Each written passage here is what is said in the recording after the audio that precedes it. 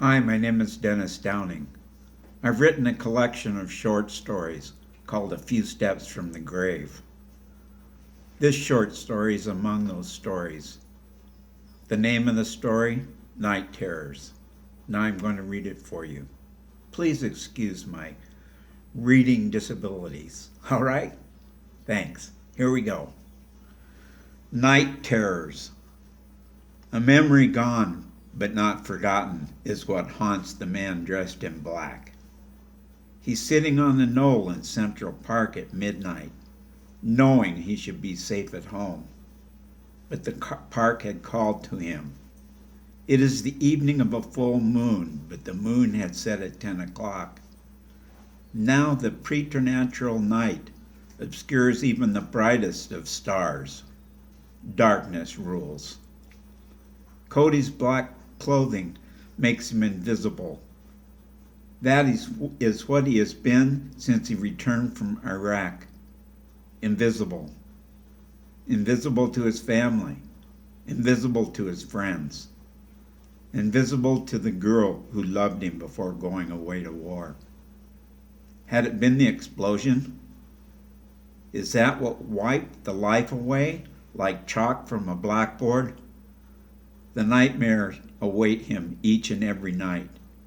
Terror grips his soul when sleep threatens to call him into the abyss. Not tonight, he promises himself. They won't take me tonight.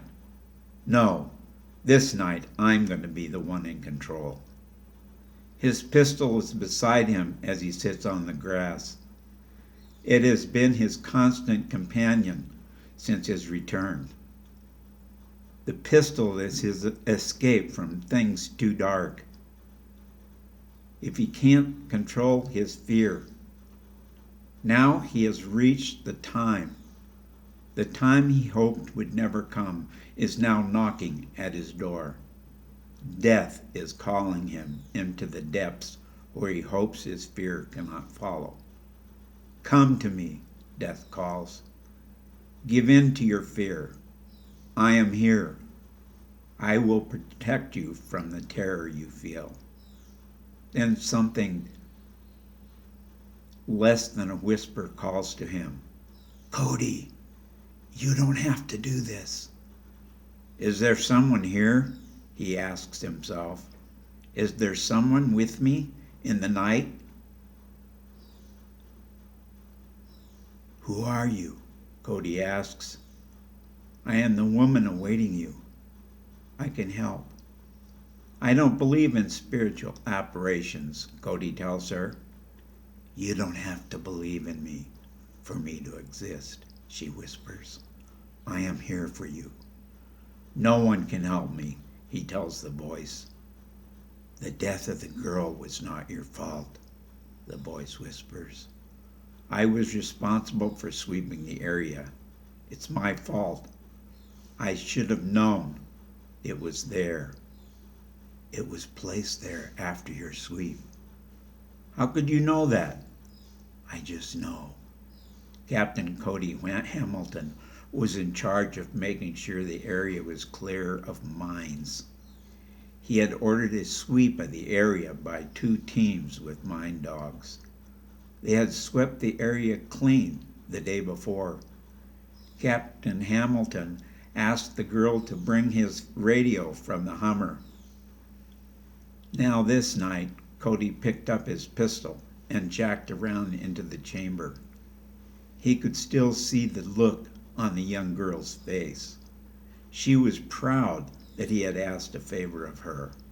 He had offered her a Hershey bar to do the errand. He wouldn't have asked her if he had known it would put her in harm's way. Put down the gun, the voice whispers almost too softly to be heard. I am the one who was culpable, he says. Hot tears of grief burn his eyes. Put down the gun, Cody, she whispers. You don't want to do this. He does want to do this. He has come here for that purpose. It is why he has designated himself to blend in with the night. He doesn't want to be found. Not tonight, anyway. He regrets that someone will probably find him. But he is in an isolated area of the park. They may not find him for days. He hopes the person to find him will not be a child playing frisbee with his dog, or lovers looking for a secluded area so they can be alone. He puts the barrel of the Browning 9mm in his mouth. His finger is on the trigger. "Put the gun down, Cody," the voice whispers again. "Who are you?" Cody asks. "I see you every day. I know your pain." "Who are you?" he asks again. "You walk past me and never see." Cody thinks of these nightmares. He thinks of the terror he feels each night before he falls asleep. The abyss, the region of the dread and fear. He can't go there tonight. Cody never wants to go there again. He hopes that when he's dead, the night will never return. When he's dead, the prayers that are dreams will no longer haunt him. "They will always be there if you do this," the faint voice whispers. "How do you know?" he asks the voice.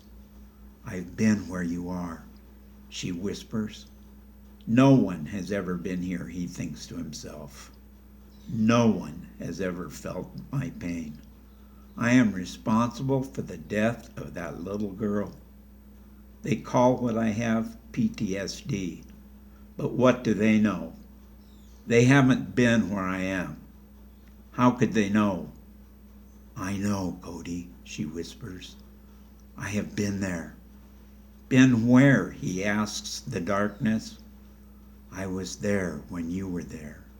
I was one of the soldiers that conducted your sweep." "That's impossible," he scoffs. "You're nothing but a figment of my imagination." "Am I?" she challenges. "I see you every day. I see you when you drive off to work. I see you when you go to therapy.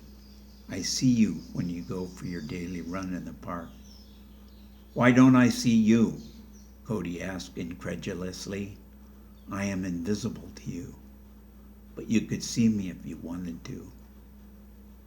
"What do you look like?" Cody asks.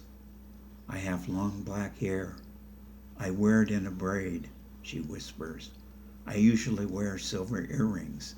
You pass me nearly every day. Today I was wearing Levi's and a plaid shirt. But you didn't notice my hair. You didn't notice my earrings. No, you passed me like I didn't exist." Cody doesn't remember seeing a woman with black hair and silver earrings. Surely he would have noticed her. This woman, this apparition, isn't real, he thinks to himself. He places the pistol at his side. For now he is interested in what the woman has to say. "You say I passed by you, but I would have noticed a new woman in the neighborhood. You were within 5 feet of me when I passed by today." "That's impossible." "You can deny it till hell freezes over, but I was there, and you didn't see me." "What about my night terrors?" Cody asks the mysterious voice. "They will continue. They own my nights." "They don't have to wield control over your life," she whispers. What does she know that I don't? Cody thinks to himself. The scourge has haunted me for years. I am its slave. He tries to think of the explosion. His counselor told him time and time again that he needs to face his fear. He sees the little girl's face. Everything after that is blackness. It's as if a hole has been carved out of his life. In its place, there is a tunnel leading to eternal damnation. I don't think I can ever be free, Cody declares. The counselors try to get me to go there while I'm awake, but I haven't been able to. And yet the bad place is there for me when I go to sleep. When I wake up, I'm not able to breathe. It feels like an elephant is standing on my chest, and my heart is hammering. Every night, I'm afraid to fall asleep, knowing they will be there awaiting me. I can help you, she says. I have been where you are, and I got out. I can show you how to get out as well. All I need is for you to let go and follow me. But I won't make it through the night. That's why I'm here, so don't have to go around through the night anymore. If I promise to help you, will you trust me? She whispers. I don't know. Please, she pleads. Just give me a day. One day, that's all I ask. One day, he tells her. Now put the gun away and go back to your apartment, she tells him. I will look for you in the morning. Cody jacks the round out of his chamber and replaces it in the clip. He places the pistol in his pack. The urge to shoot himself has passed for now. He doesn't want to return to his apartment.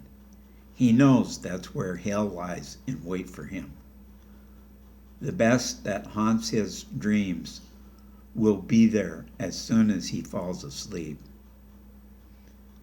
It's inevitable. He can't escape the demon that lies within his own soul. Surprisingly, there is no demon awaiting him when he falls asleep. In his dreams, he finds himself pushing a cart along the Long Island Pier. He can't see what's in the cart. Whatever it is protecting him from the monster that was awaiting him. Somehow, the thing in the cart has vanquished the demons. He wakes up the next day refreshed. It has been the first night he'd slept free of his fear.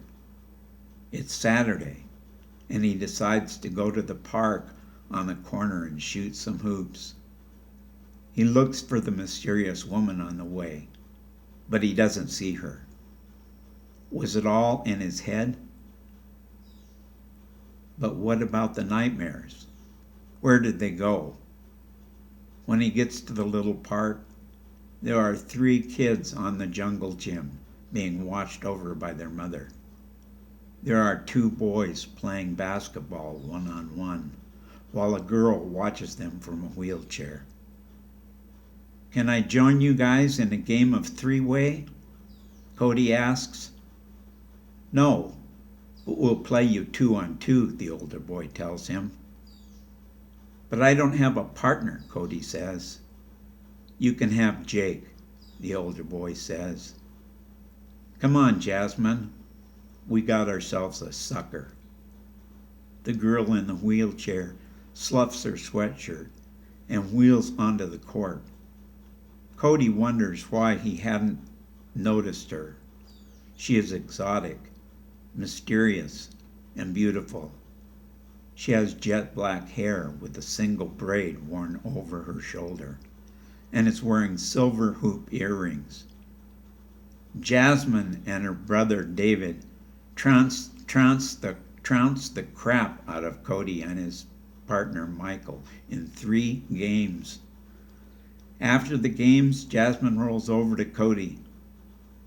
I see you decided to stick around, she tells him. It was you last night. It was me last night, she answers flatly.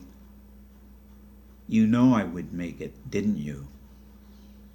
I'm glad you took me up on your promise, she tells him with an award-winning smile. I can help you make it through this. What makes you so sure? He asks her. I was one of the soldiers who swept the field. My dog and I were busted in the explosion. I made it back after 4 years And like a guide leading you across a raging river, I can show you where all the stones are, and I promise to be there for you when you lose your balance.